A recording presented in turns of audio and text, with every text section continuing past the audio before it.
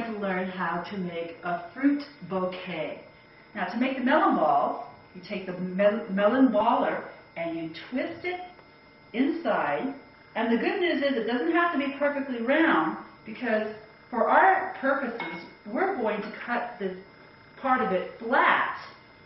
And the concavity isn't important as long as we have a flat ball. So you see here that we've already cut several of those to use. The grape skewer. I've already started this one, and I'll just show you how I finish it. I take the grapes and I mount them on the skewer, one after the other, until it's entirely full.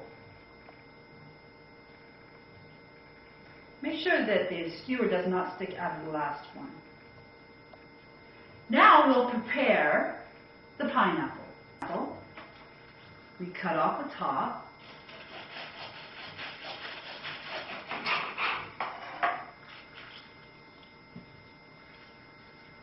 Cut off the bottom, and you want to do this flat.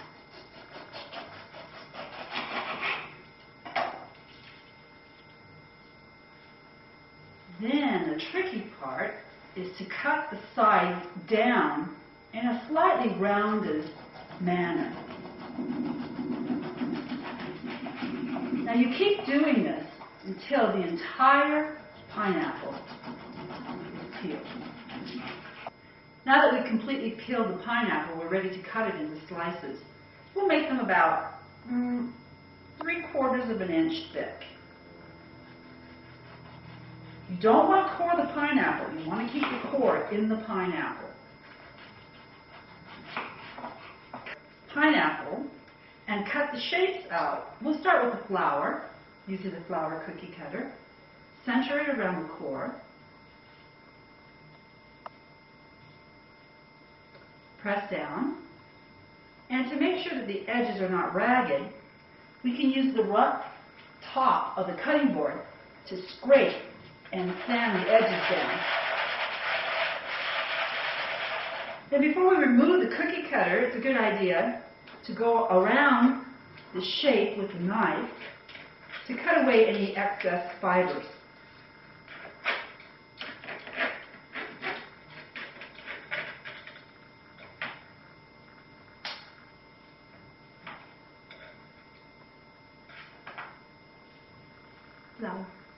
Pineapple flowers.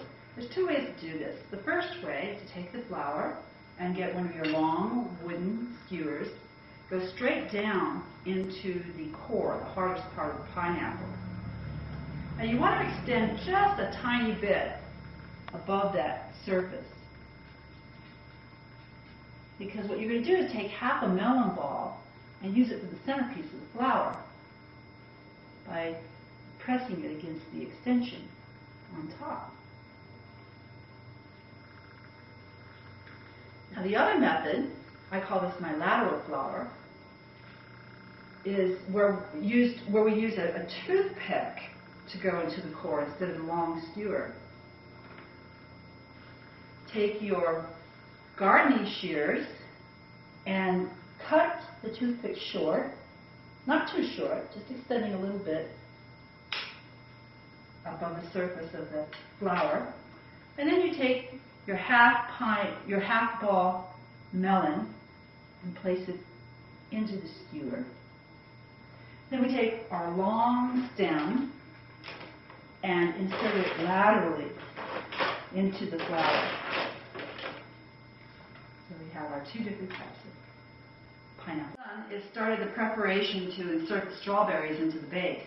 Now in this situation, you don't actually insert the fruit into the skewer. You first put the skewer into the base, the cabbage. Now I've started it here. I'm going to demonstrate as I complete it for you. I take my long wooden skewers and I measure off a short distance for this circular pattern at the base. I take my flower shears and cut. I like to save the shorter length for use later. Then I take pointed side up, blunt side down, take the skewer and insert it into the cabbage. Now the next thing I'm going to do is show you how to insert the flowers. And the flowers are going to be higher on the piece. And what I've done, since I only have a blunt side to insert on the flowers, I'm going to pre-drill the holes with the sharp end of the skewer. I've already pre-drilled 4 of them. I'll do 1 more in the center. Don't go too deep, just start it. Then you can easily take your flower. I'll take one of the lateral flowers and insert it into the pre-drilled hole, blunt side down. Completed the flowers, we're going to insert the grape skewers, and I'll just demonstrate with a few of them. They have a blunt side also, so you might want to pre-drill the hole.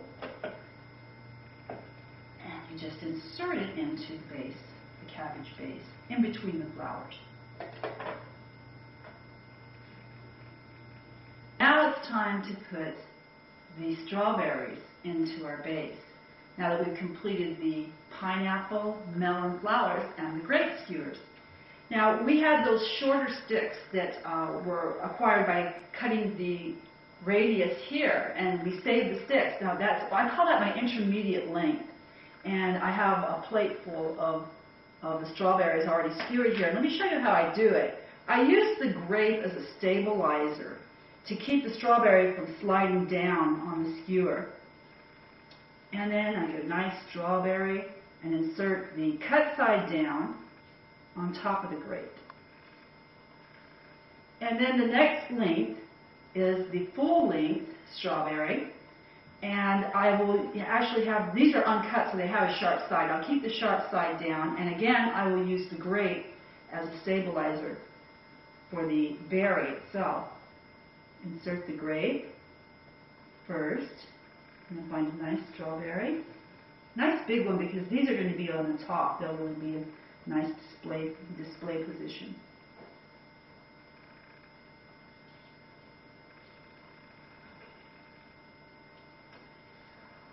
All right, now I have pre-drilled several holes in the arrangement in the cabbage.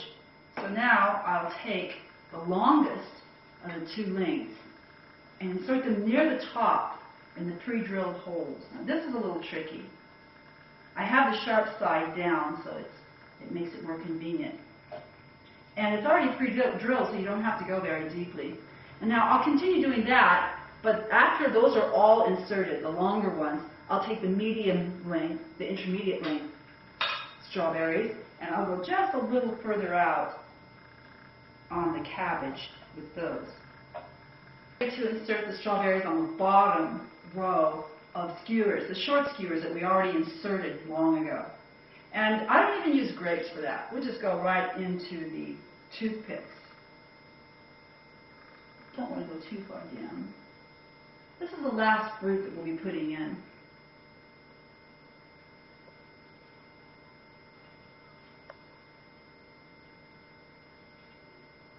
Ready to apply the garnish. We have all the fruit in place.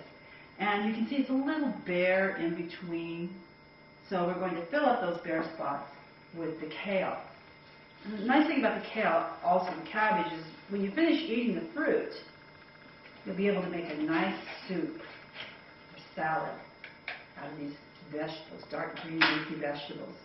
So all I do is I make a slice and I just jam it in wherever I think it's a little bare. You really can't make a mistake on these things. And you make it a little shorter.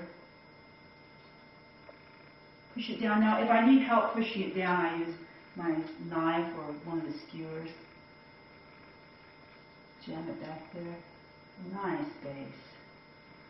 The finished product, our fruit bouquet.